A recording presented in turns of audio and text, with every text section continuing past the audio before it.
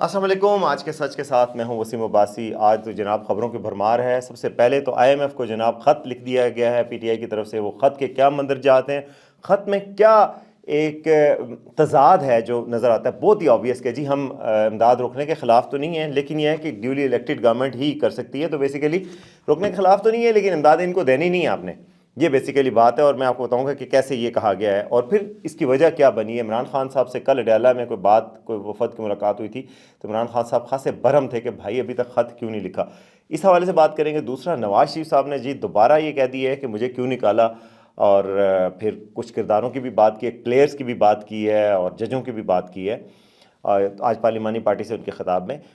اس کے علاوہ جناب مریم نواز صاحبہ نے آج پی ٹی آئی سے جا کے ہاتھ ملا لیا، اس کے علاوہ انہوں نے کسی کا دوپٹہ ٹھیک کروا دیا، اس پہ ایک وائرل ہوا ہے، وہ کیا بات ہے اس پہ بھی ہم آپ سے بات کریں گے کہ وہ ایک کیا ایشو چل رہا ہے کہ جی مریم نواز صاحبہ نے ایسا کیا کر دیا جس پہ ہنگامہ برپا ہو گیا ہے۔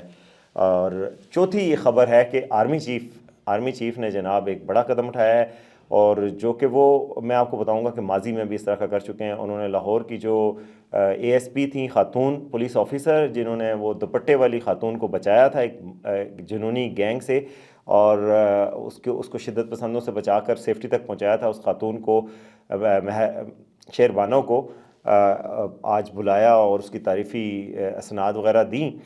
تو میں بتاؤں گا کہ پولیس کے ساتھ آرمی چیف کیوں خاص تعلق رکھے ہوئے ہیں، اور اس سے پہلے بھی اس کی کئی مسائلیں ہیں، وہ میں آپ کو بتاؤں گا۔ تو سب سے پہلے جناب آئی ایم ایف کے خط کی دھوم ہے۔ جناب آئی ایم ایف کو خط آخر لکھ ہی دیا پی ٹی آئی نے۔ کتنے دنوں سے یہ کہا جا رہا تھا کہ 5-6 دن ہو گئے، پی ٹی آئی کہتی رہی، بیک ٹریک کرتے رہے، جو لیڈر اندر ہیں وہ کہتے تھے خط لکھو، جو باہر ہیں وہ کہتے تھے نہیں لکھتے، سر جانے دیں۔ تنقید ہوئی بہت زیادہ کہ جی اسٹیٹ کے خلاف جا رہے ہیں۔ آئی ایم ایف کا پیکیج پاکستان کے لیے اتنا ضروری ہے کہ اس کے بغیر ہم ڈیفالٹ کر سکتے ہیں، اور ڈیفالٹ کرنے کا مطلب کیا ہے؟ پیٹرول پمپ پہ لمبی لائنیں، 1000 روپے کا ڈالر، 1000 روپے لیٹر پیٹرول، اور یعنی کہ ہر طرف تباہی اور ہر کسی کی زندگی خراب۔ تو اور ان لوگوں کی بھی خراب جنہوں نے عمران خان صاحب کو بہت زیادہ اس دفعہ ووٹ دیے ہیں، اور ڈیولی یہ بات صحیح ہے کہ ان کے مینڈیٹ پہ کچھ نہ کچھ ضرور حق ڈالا گیا ہے، ڈاکہ ڈالا گیا ہے، اور دھاندلی کی ان کی شکایات بیجا نہیں ہیں، مگر بات یہ ہے کہ حضور ملک سلامت رہے تو سب کچھ ہوتا ہے۔ اسی ملک میں لڑ کے آپ دوبارہ بھی حکومت لے سکتے ہیں۔ اب نواز شریف کی اگزامپل بھی تو سامنے ہی ہے نا، جن کی میں ابھی بتاؤں گا۔ 3 دفعہ ان کو نکالا گیا، کبھی جیل میں ڈالا گیا، کبھی کیا، لیکن واپس آ گئے۔ آپ نے بھی واپس آنا ہے اس ملک کو، اسی کو چلانا ہے آپ نے، تو اس ملک کو اس قابل تو چھوڑیں کہ آپ آئیں ہیں جب زمام اقتدار سنبھالیں تو یہ ملک اس قابل ہو کہ گورن ہو سکتا ہو۔ سب کو ماچس سے آگ لگا دینے سے تو کچھ بھی نہیں چلے گا۔ تو خط میں جناب خط بھیج دیا گیا ہے، خط کے حوالے سے پریس کانفرنس بھی کی گئی ہے، خط کے مندرجات میرے سامنے ہیں۔ خط میں جناب کہا گیا ہے کہ جی خط جناب رؤوف حسن جو پی ٹی آئی کے ترجمان ہیں ان کی طرف سے لکھا گیا، مینیجنگ ڈائریکٹر ہیں کرسٹلینا جارجیوا، ان کو جو آئی ایم ایف کی ایم ڈی ہیں ان کو خط لکھا ہے، اور خط میں کہا ہے کہ جی ہم عمران خان کے بہاف پہ خط لکھ رہے ہیں، اور اس میں کچھ کلازز دی ہیں کہ گڈ گورننس کتنی ضروری ہے۔ ساتھ ہی شاید پاکستانی میڈیا کی کنزمپشن کے لیے لکھا گیا کہ جی میں آپ کو بتاتا ہوں لفظ کیا لکھے گئے، ان کا مطلب جی it must be clarified at the very outset that the PTI does not wish to stand in the way of any IMF facility to the state of Pakistan that promotes the immediate as well as long term economic well-being of the country۔ ہم یعنی کہ P T I کسی بھی ایسی بیل out package کے خلاف نہیں ہے جو پاکستان کو ملے تو پاکستان کے لیے بہتری آئے، ہم اس کے خلاف نہیں ہیں، مگر والی بات سنیے گا۔ It is clear that such facility, along with the national commitment to bring about necessary reforms that facilitate repayment and enable the country to stand on its own feet, can only be negotiated in the best interest of the people of Pakistan by a duly elected government that has the trust of the people of Pakistan۔ لیکن کہتے ہیں کہ یہ بہت واضح ہے کہ اس طرح کی فیسلٹی کسی ایسی حکومت کو دی جا سکتی ہے جو ڈیولی الیکٹڈ لوگوں کی نمائندہ ہو، اور جو کہ واپسی، اس قرض کی واپسی کی اور ریفارمز کی گارنٹی دے سکے۔ اصولاً یہ بات ٹھیک ہے، لیکن جو بات آپ کر رہے ہیں کہ یعنی کہ یہ اس گورنمنٹ کو پیسے نہیں دینے کیونکہ یہ ڈیولی الیکٹڈ نہیں ہے، یہ پی ٹی آئی کا وہ ہے کہ ریگنگ ہوئی ہے اور یہ ہے سارا کچھ، تو اس ریگنگ کی وجہ سے یہ حکومت ڈیولی الیکٹڈ نہیں ہے۔ تو بیسیکلی بھائی آپ کہہ رہے ہیں کہ ہم امداد کے حق میں ہیں لیکن اس حکومت کو نہیں دینی، تو یہ تو پھر وہی بات ہے، پھر لوگوں کا کیا ہوگا، پھر عوام کا کیا ہوگا، پھر یہ سارے لوگ، پھر یہ مطلب آپ کہہ رہے ہیں کہ ہم تو ملک کے ساتھ ہیں لیکن یار اس حکومت کو پیسے نہیں دینا، پھر جو ہوگا پھر اس کا کون ذمہ داری لے گا؟ اور میں آپ کو بتاؤں کہ آئی ایم ایف اس حوالے سے کوئی ایسا قدم بھی نہیں کرنے جا رہا کہ بہت بڑی کوئی قیامت آ جائے گی اور آئی ایم ایف روک دے گی. یہ انہوں نے اپنا شوق پورا کیا, لیکن اس سے نقصان کیا ہوگا؟ پی ٹی آئی کو نقصان ہوگا. پرسنلی میرے خیال میں پی ٹی آئی کے بیانیے کو نقصان ہوگا. ابھی ان کا بیانیہ سر چر کے بول رہا تھا کہ دھاندلی ہوئی ہے, اور اس میں تو کم از کم میں اس سچ کو بالکل تسلیم کرتا ہوں کہ کچھ حلقوں پہ تو بالکل, جیسے اسلام آباد میں کیسے جیت سکتی تھی نون لیگ, میرے خیال میں پی ٹی آئی یہاں سے جیتی تھی, اور باقی بھی حلقوں میں دھاندلی کی شکایات بالکل میرے خیال میں بجا ہیں. مگر اس کے فورمز ہیں, طریقے ہیں, لڑائیاں ہیں, پہلے بھی آپ لڑ چکے ہیں, دوسری جماعتیں بھی اس پہ لڑ چکی ہیں دھاندلی پہ. یہ کوئی طریقہ نہیں کہ اب مداخلت کی, بیرونی مداخلت کی دعوت دی جائے جبکہ حقیقی آزادی کے نعرے لگائے جائیں, کہا جائے کہ ایبسولوٹلی ناٹ, لیکن ایسے ادارے کو خط لکھا جائے جو کہ امریکہ کے انفلوئنس میں ہے. آپ کو پتہ ہے کہ امریکہ کا اتنا انفلوئنس ہے آئی ایم ایف پہ کہ آئی ایم ایف اس کے بغیر کبھی بھی پاکستان کو قرضہ نہیں دے سکا, امریکہ کی منظوری کے بغیر. اور یاد ہے کہ عمران خان کہتے تھے کہ ہم آئی ایم ایف کے پاس نہیں جائیں گے. اسد عمر اس کی مخالفت کر رہے تھے, تو اسد عمر نے بھی آئی ایم ایف کے خلاف بیان دیا جب پہلے وہ وزیر خزانہ بنے.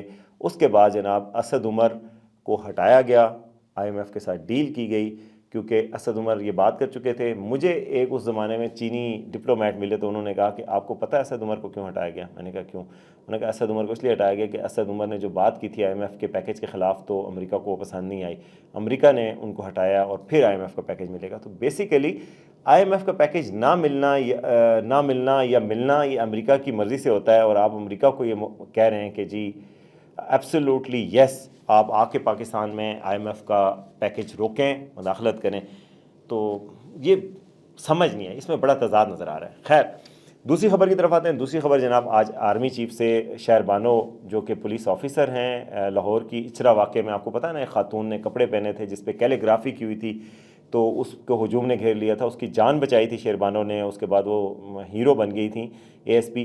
ان کو جناب آرمی چیف ملے ہیں اور انہوں نے ان کے سر پہ دست شفقت رکھا ہے, میٹنگ کی, ان کی داد و تحسین دی اور ان کو سراہا ہے. اس پر بھی بڑا سوشل میڈیا پہ تبصرے ہو رہے ہیں کہ انہوں نے جناب اپنی پوزیشن واضح کی ہے. وہ کہتے ہیں جی ایک سویلین ادارے میں انہوں نے کیوں کیا ہے. میں آپ کو بتاؤں کہ آرمی چیف کی پولیس کے ساتھ, ان آرمی چیف کی جو لیفٹیننٹ جنرل عاصم منیر ہیں, یہ سول اداروں کے ساتھ اچھے تعلقات اور ان کے ساتھ ان کو کافی قدر کی نظر سے دیکھتے ہیں. یہ اس کی کئی مثالیں ہیں. اسلام آباد کے جو آئی جی ہیں پولیس کے, ان کے ساتھ بھی یہ آ چکے ہیں. اسلام آباد میں شہداء کے لیے ایک فنکشن بھی کیا گیا تھا, اس میں بھی آئے تھے. اس کے علاوہ لاہور میں ایک اور واقعہ ہوا تھا, اس میں بھی آرمی چیف نے نوٹس لیا تھا.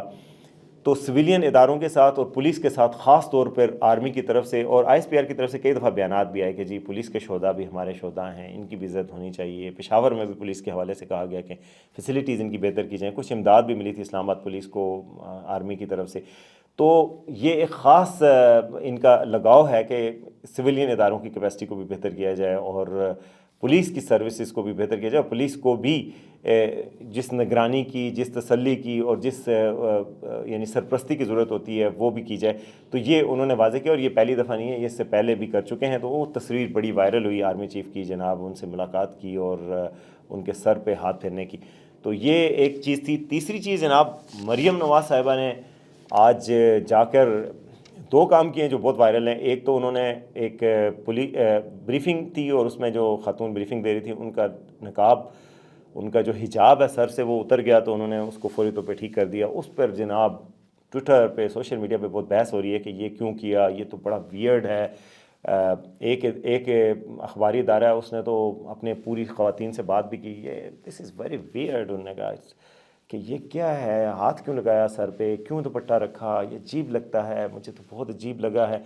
ویسے مجھے اس میں کچھ عجیب نہیں لگا یار. یہ ایسا ہے جیسے آپ چل رہے ہیں, آپ کی گھڑی گر جائے, آپ کا موبائل گر جائے, کوئی بات اٹھا کے آپ کو کٹسی میں واپس کر دے. اس بندی کا پہلے حجاب تھا آفیسر کا, اس کا اترا اور بات کرتے کرتے اترا, تو یہ اوپر کھڑی تھی, انہوں نے واپس ٹھیک کر دیا. اس نے خود بھی ٹھیک کر دینا تھا, تو یہ کر دینا ان کو اتنا ناگوار گزرا کچھ لوگوں کو جناب اس کو اتنا کیا کہ عماد یوسف ایک جرنلسٹ ہیں so called, A R Y سے منسلک ہیں بڑے سینئر لیول پہ, اور وہی شہباز گل ایپیسوڈ میں ان کے زیر تاب بھی آئے تھے کہ جی انہوں نے بیان دلوایا ہے. انہوں نے جناب اور اب وہ بری ہو چکے ہیں اور اب واپس آ چکے ہیں. وہ ہم نے ان کی حمایت کی تھی کہ یار ان کو رہا کیا جائے, لیکن اب آج جو انہوں نے فیک نیوز جس طرح پھیلائی ہے, انہوں نے انگلش پہ ٹویٹ کر کے یہ بتایا کہ جی ایک فرسٹ فیمیل ہیں جو سی ایم ہیں پنجاب کی, وہ ایک لڑکی کو فورس کر رہی ہیں دوپٹہ اوڑھنے پہ. فورس کرنا تو یار کیسی, مطلب آپ کنٹیکسٹ سے ہٹ کے بتا رہے ہیں, ویڈیو ہے پوری جس میں وہ اس طرح کر رہے ہیں, لیکن آپ نے یہ کر دیا تو کمال ہے بھائی. صحافت یہ تو نہیں ہوتی نا, صحافت کی کوئی تو باؤنڈس ہوتی ہیں.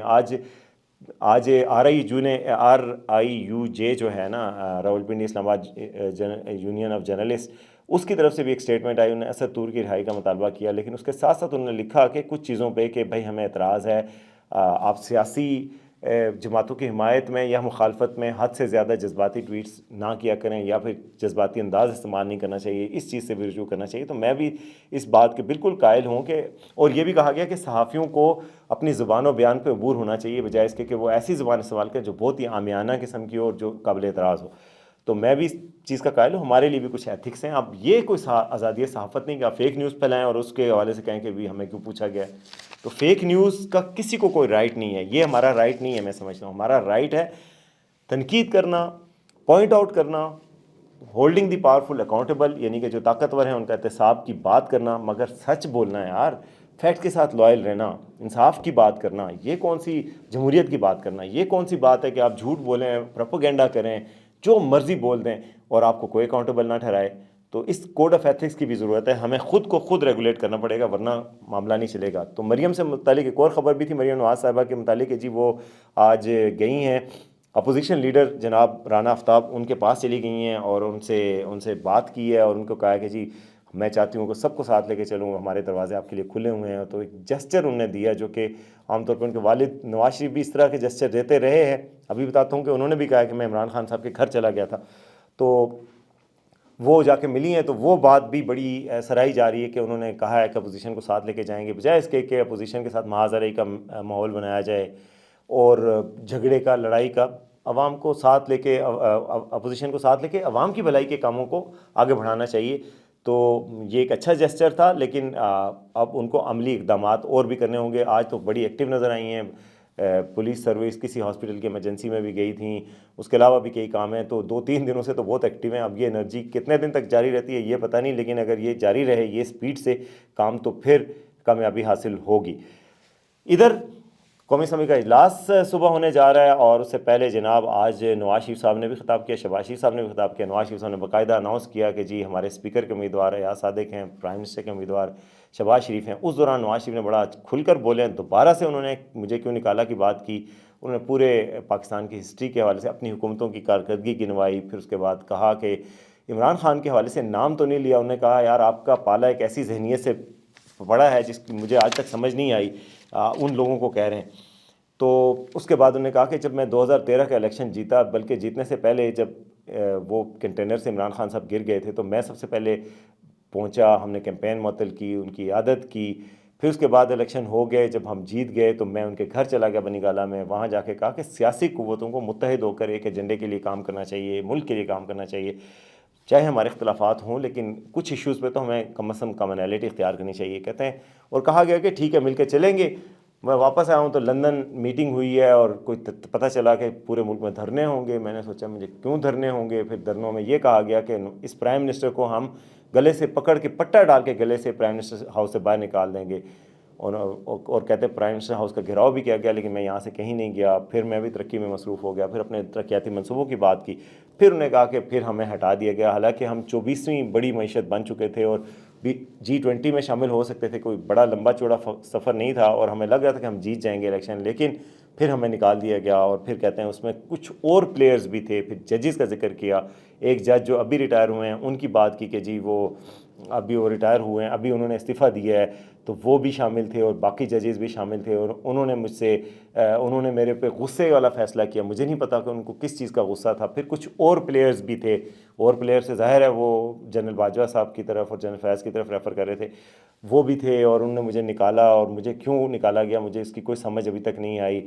پھر انہوں نے کہا کہ اس ماحول میں آپ کام کریں. تو بہرحال وہ اپ بیٹ تو لگ رہے تھے, لیکن مجھے کیوں نکالا کی بات دوبارہ کی. اور کہا کہ قوم کو جو ہے وہ گالی گلوچ نہ سکھائی جائے, بد تہذیبی نہ سکھائی جائے. ان کا اشارہ پی ٹی آئی کی طرف تھا کہ جی آپ پرائم منسٹر بھی بن گئے, پھر بھی آپ کی زبان دیکھیں کہ ایسی تھی, کیا یہ زبان ہوتی ہے. اور اس طرح کی بات کی. انہوں نے کہا کہ اب مزید ہمارے کچھ مہینے مشکل ہوں گے, لیکن ہمیں مل کے ترقی کے لیے کام کرنا ہے اور آگے بڑھنا ہے. تو ان کی تقریر دیکھ کے لگ رہا تھا کہ وہ ابھی تک صحتیاب تو ہیں اور آج کافی اپ بیٹ لگ رہے تھے، یعنی کوئی ایسا نہیں جو تاثر پارٹی کی طرف سے دیا جا رہا تھا کہ بڑے ناراض ہیں شہباز شریف کو وزیر اعظم بنانے پہ، بلکہ لگ رہا ہے کہ وہ پوری طرح خود انوالوڈ ہیں اور اپنی جو صاحبزادی ہیں ان کو وزیر اعلیٰ بنوا دیا، بھائی کو وزیر اعظم بنا رہے ہیں اور ان کے ساتھ فلی انوالوڈ ہیں اور حکومت سازی میں بھی ان کی ہیلپ کریں گے۔ تو یہ 3-4 خبریں تھیں جو میں نے کہا کہ آپ کو بتاتا چلوں۔ امید ہے آپ کو پسند آئے گا تو لائک کیجئے گا، نہیں پسند آئے گا تو دعا دیجئے گا، اور دیکھتے رہیے آج کا سچ۔